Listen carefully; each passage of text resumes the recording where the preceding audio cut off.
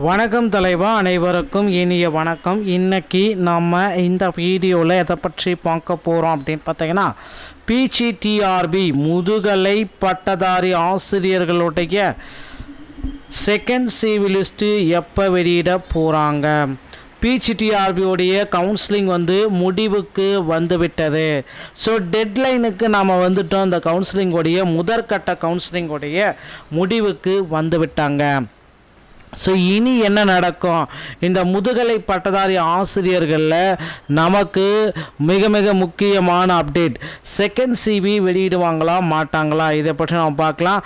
அதுக்கு அடுத்து vacancies increase ஆகுமா ஆகாதா, முக்கியமான தகவல் இந்த வீடியோவில் நான் உங்களுக்காக கொடுக்குறேன். நீங்கள் நம்முடைய சேனலை முதல் முறையாக பார்க்குறீங்க அப்படின்னா சப்ஸ்கிரைப் அண்ட் பெல்லை கிளிக் பண்ணிக்கோங்க. 1996 அப்படின்றது இப்போ இருக்கிற முதுகலை பட்டதாரியுடைய வேக்கன்சிஸ். ஸோ ஆசிரியர் நியமனத்தில் இந்த வேக்கன்சிஸ் அனௌன்ஸ்மெண்ட் பண்ணியிருக்காங்க. ஒரு 1000 மீண்டும் 1000 ஒரு 1500 வேக்கன்சிஸ் பார்த்திங்கன்னா கூடுதலாக்க போகிறாங்க. அப்படி பார்க்குறப்ப நமக்கு டோட்டலாக ஒரு 3500 வேக்கன்சிஸ் பக்கம் வரும் என்று ஒரு எதிர்பார்ப்புகள் இருக்குது. ஏன் அப்படின்னா ஒவ்வொரு ஆண்டுமே ரிட்டையர்மெண்ட்டான ஆசிரியர்களுடைய எண்ணிக்கை அதிகம். ஸோ புதிய ஆசிரியர்கள், புதிய பள்ளிகள் பார்த்திங்கன்னா அங்கங்கே நடுநிலை பள்ளிகள் உயர்நிலை பள்ளிகளாகவும், உயர்நிலை பள்ளிகள் மேல்நிலை பள்ளிகளாகவும் மாற்றப்பட்டு வருது. ஸோ இப்படி பார்த்திங்கன்னா அங்கங்கே மாற்றப்பட்டு வருதுங்க. பள்ளிகள் எல்லாமே மாற்றப்பட்டு வரதுனால அங்கங்கே ஆசிரியர்கள் தேவைப்படுகிறார்கள். ஸோ பிஜி அசிஸ்டண்ட் அதிக அளவில் தேவைப்படுவதன் காரணமாக முதுகலை பட்டதாரிகளுடைய வேக்கன்சிஸ் முதற்கட்டமாக ஒரு 500 1000 வேக்கன்சிஸ் பார்த்திங்கன்னா உயர்த்தப்படுவதற்கு வாய்ப்புகள் இருக்குது. ஸோ வேக்கன்சிஸ் உயர்வு கண்டிப்பாக இருக்கும். இதில் எந்த விதமான சந்தேகமும் கிடையாது. அதை நீங்கள் நோக்கி வைத்து கொள்ளுங்கள். அடுத்து முதற்கட்டமாக இந்த பிஜிடிஆர்புடைய கவுன்சிலிங் எல்லாமே முடிவுக்கு வந்துவிட்டது. ஸோ இந்த இனிமேல் பார்த்தீங்க அப்படின்னா இனிமேல் பணி நியமன ஆணைகள், ப்ரொவிஷனான செலக்ட் அடிஷ்னலான ஸோ இந்த அடிஷ்னல் சிவி லிஸ்ட்டு எல்லாமே இனிமேல் பப்ளிஷ் பண்ண போகிறாங்க.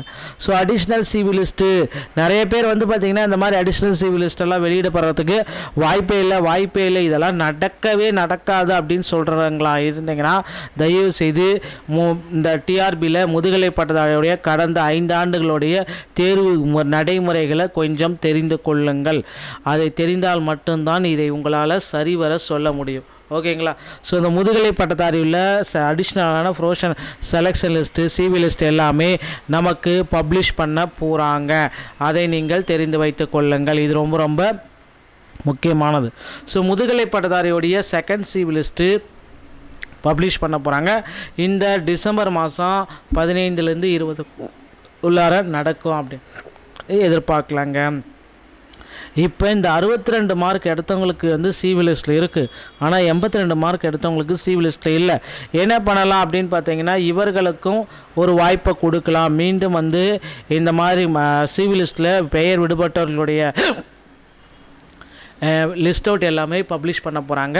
அது மட்டுமே கிடையாது, இன்எலிஜிபிள் யாரெல்லாம் எலிஜிபிள் ஆகலை அப்படின்ற கேண்டிடேட்டோடைய விவரத்தையும் ஒளிவு மறைவில்லாமல் வெளியிட போகிறாங்க. என்ன காரணங்களால் தகுதி நீக்கம் செய்யப்பட்டிருக்காங்க, எலிஜிபிள் ஆகலை அப்படின்ற மாதிரி தகவல்கள் அனைத்துமே ஆசிரியர் தேர்வு வாரியம் நமக்கு அப்டேட் பண்ண போகிறாங்க.